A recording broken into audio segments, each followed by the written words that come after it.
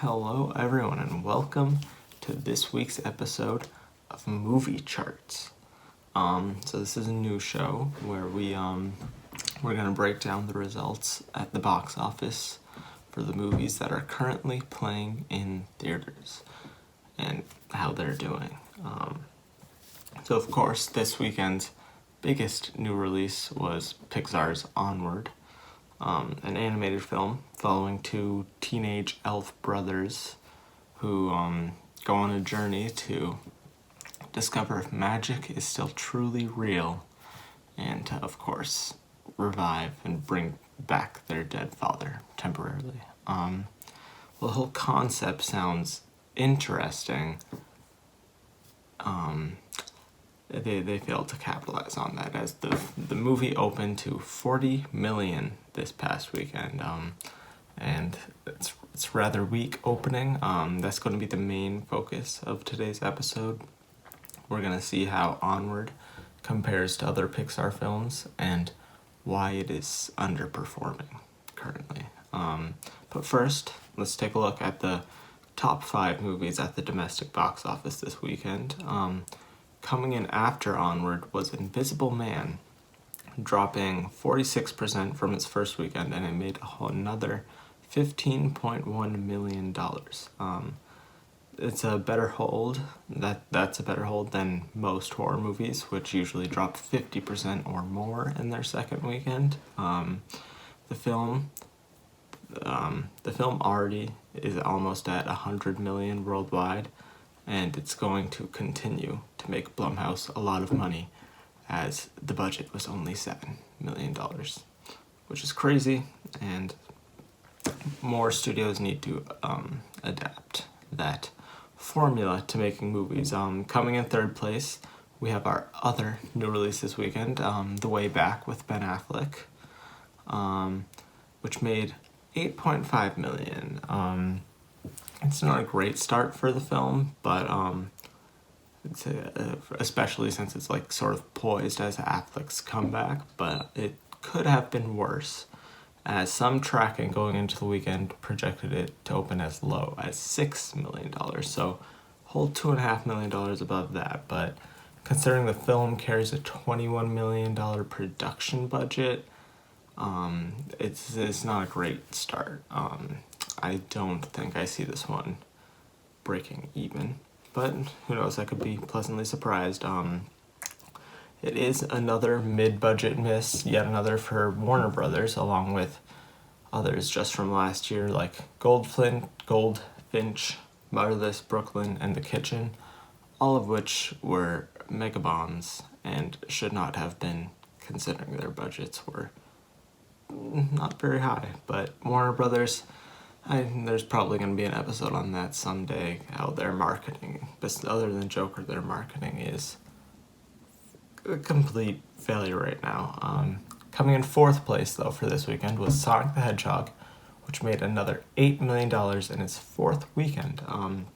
It's nearing $300 million worldwide, but it's unable to catch the Detective Pikachu, which is the highest grossing video game movie of all time. I think it's at it's 430, 440 or something million worldwide, and Sonic is just about to pass 300 million.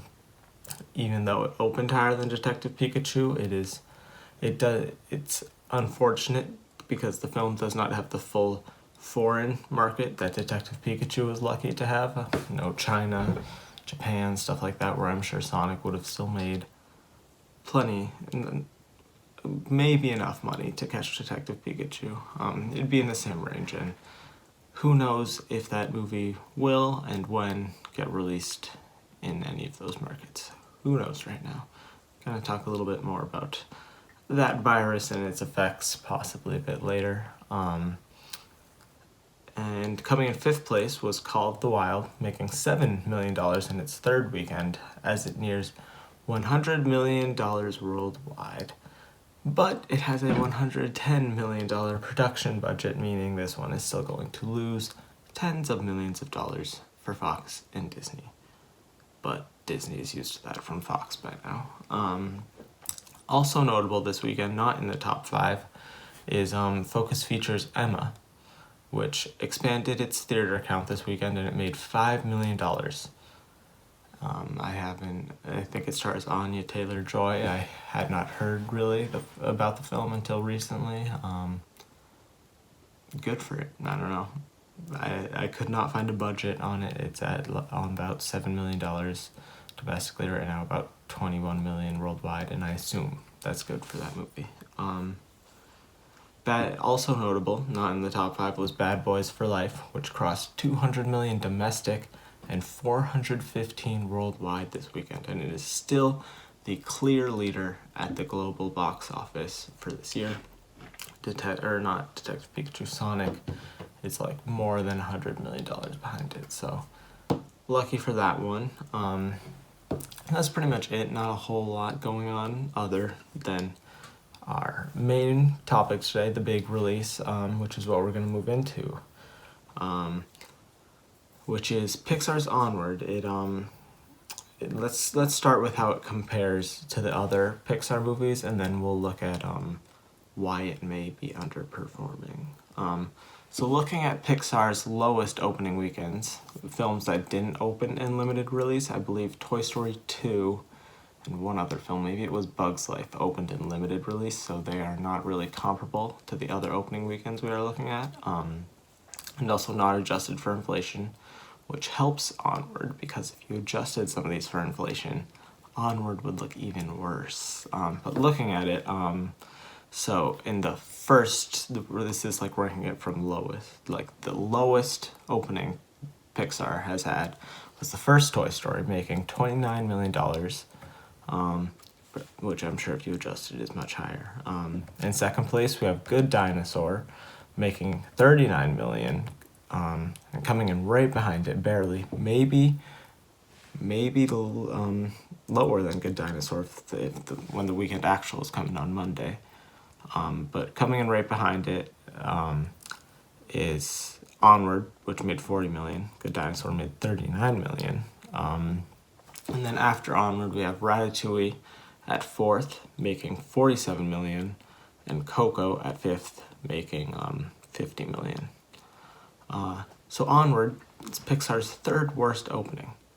Most Pixar animated films now cost at least $175 million, I believe. The last two, Toy Story 4 and Incredibles 2, both cost $200 million. I'm going to assume Onward maybe cost $175 just because it honestly looks cheaper. Maybe even lower. That would be good for them. So comparing it to these other low openings, the first Toy Story cost $30 million to make. It's very low. And it made $364 million worldwide, which makes it a huge hit. Ratatouille cost $150 million to make, and it made $662 million worldwide, also a huge hit. Coco cost $175 million to make and made $807 million worldwide. A lot of that coming from China, surprisingly, which Onward will not have. Also making it a hit. And then I think out of these 5 lowest openings, I think the closest comparison for Onward is 2015's The Good Dinosaur, which cost $175 million, which is where I'm guessing Onward probably cost to make, and made $332 million worldwide, which means, according to estimates I was reading around the time, that the film lost at least 50 to 75, maybe even more, $1 million for Pixar. And I think it's a good comparison because I'm guessing Onward cost around $175 million to make and opened really similar, like $1 million off from Good Dinosaur. But the difference here is the foreign box office. At the time, Good Dinosaur had, well, also the competition, because at the time Good Dinosaur had the holiday season to help its legs on its total gross, and Onward is Pixar's first March release, and due to both competition and I also think the virus, it will likely not have the same legs that The Good Dinosaur did, because that had the whole holiday season. This has Mulan coming in 2 weeks, and then Peter Rabbit 2 and more family-friendly films, and the virus is going to be scaring more people out of theaters.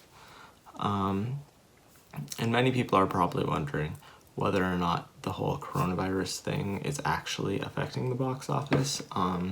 While it isn't clear how much of an effect it's having,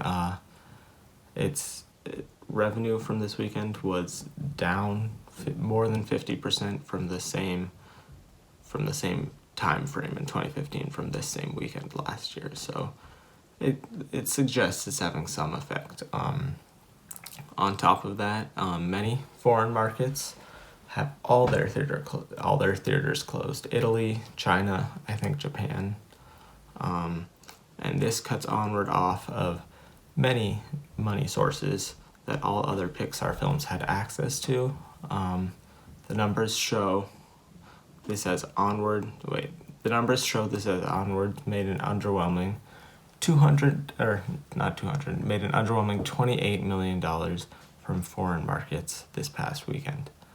It made $40 million here in the US and $28 million in the rest of the world, which is not good at all. It's right now worldwide at $68 million, which is very low for a Pixar film. So I think it's clear that the whole virus is affecting these movies, and I'm not sure if Disney should have pushed this like they did, like MGM did Bond, but I don't know where they would have moved it, as the calendar is very stacked right now. The question here is, though, is this going to be Pixar's biggest misfire and flop? I believe it's going to be, because previously that was The Good Dinosaur, their biggest misfire and flop. Cars 3 is close. It cost $175 million. I believe it made $360 million. But if you add on top of that all the merchandising that those particular movies make, that one, I think, it wasn't too bad. Good Dinosaur was definitely their biggest flop previously, because now I think it's going to be Onward, because the film will likely make around the same as The Good Dinosaur made domestically, maybe a little more, maybe a little less. It's around $125 million is what I'd say. And the foreign box office, like I said before, is the big issue here.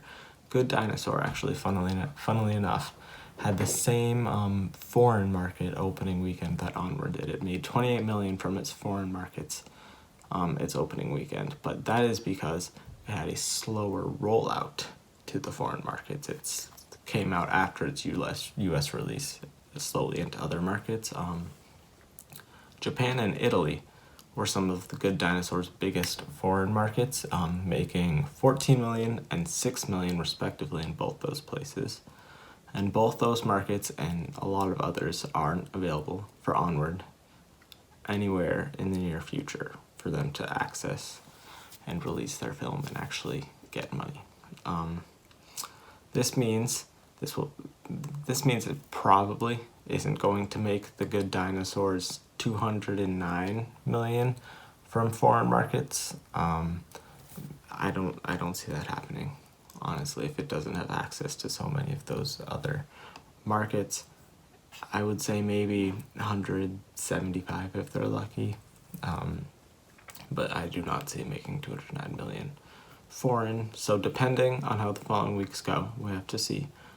Maybe it holds extremely well domestically. I doubt it, but Onward is likely going to lose Pixar $75 to $100 million at least, which would make it the studio's biggest loss from any film, and that's a pretty big deal. So why is this film underperforming? What is causing this?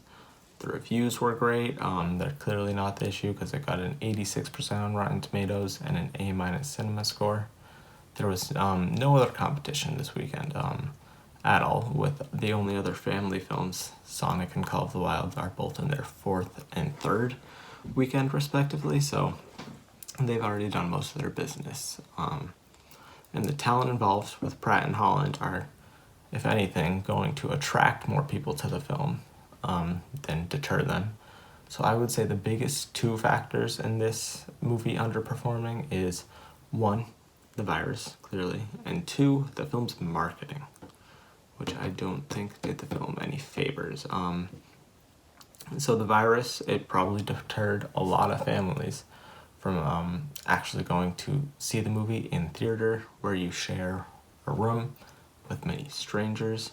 So I do think a good amount of families who may have seen this movie opening weekend did not, because of the virus.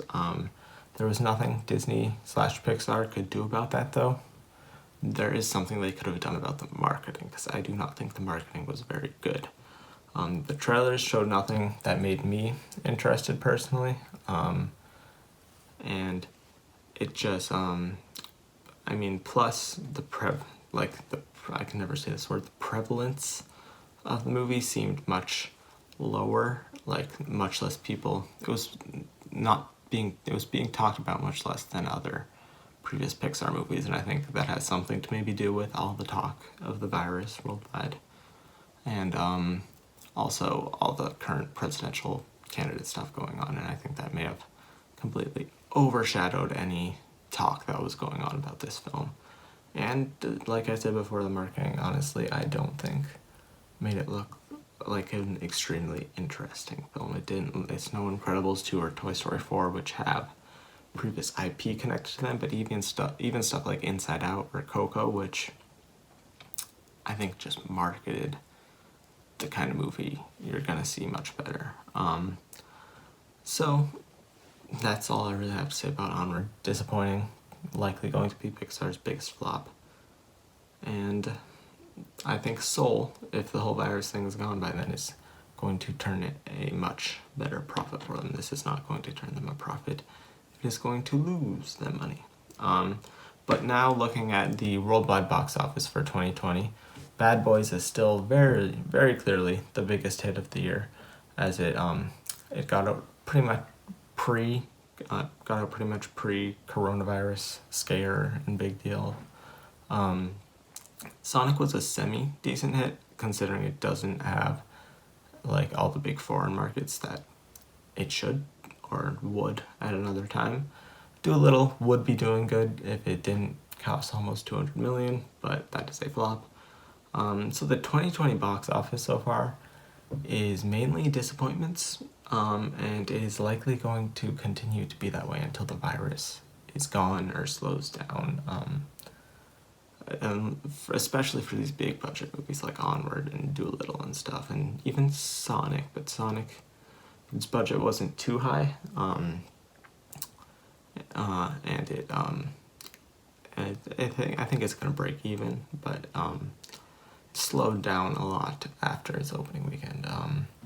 But I think this is where lower budget films like the Blumhouse movies, Invisible Man, upcoming A Quiet Place 2, which should have a low budget, stuff like that, these low budget horror films are still like really, that and Bad Boys, like the only successes so far this year, just because those low budgets, like, it's pretty much a guarantee, like even if there's a virus going on, that it's going to make money, which is, like I said before, a good approach. More people need to take the Blumhouse approach.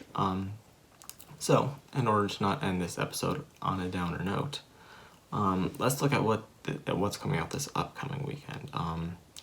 So, it seems like Onward is probably going to hang on to the number one spot very easily, because none of these upcoming new 3 releases are going to make as much as I think Onward will make its second weekend. If it drops like 70% maybe, but Onward is probably going to make like another 22 million this upcoming weekend. So first up is let's get the downer out of the way first. Vin Diesel's new film Bloodshot is currently projected to make around 10 million in its opening weekend, which is not very good at all.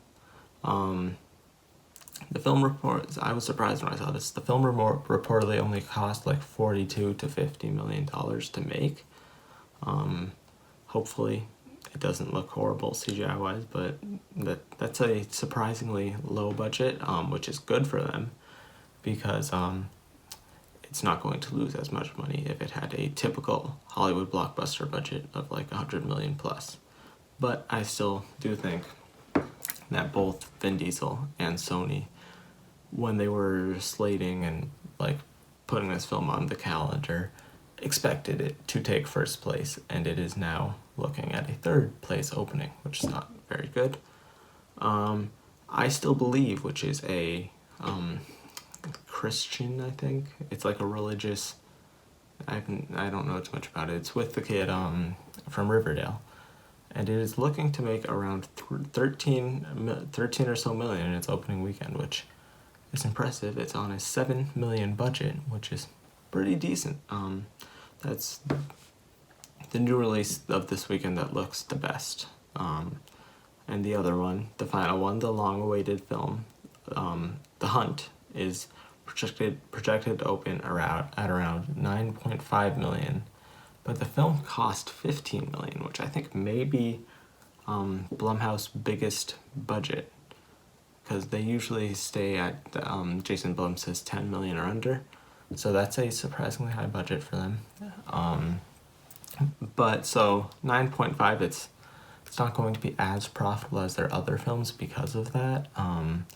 But I don't think it's going to lose them a ton of money. It's not going to lose them as much as Onward is losing Pixar. But the movies like Invisible Man, which is making them so much money right now, can make up for that. And the following 2 weekends, because this upcoming weekend, it doesn't really have too many big things going on, but the weekends following, which have A Quiet Place 2, the weekend after that, and then the following weekend after A Quiet Place 2 is Mulan. I think those are probably two hits. I don't know about Mulan. A Quiet Place should be a hit. Mulan is tracking much better than it was before, but those will be 2 interesting films to look out for. So that is all for this weekend's episode of Movie Charts. Thank you for watching, and wish Pixar good luck.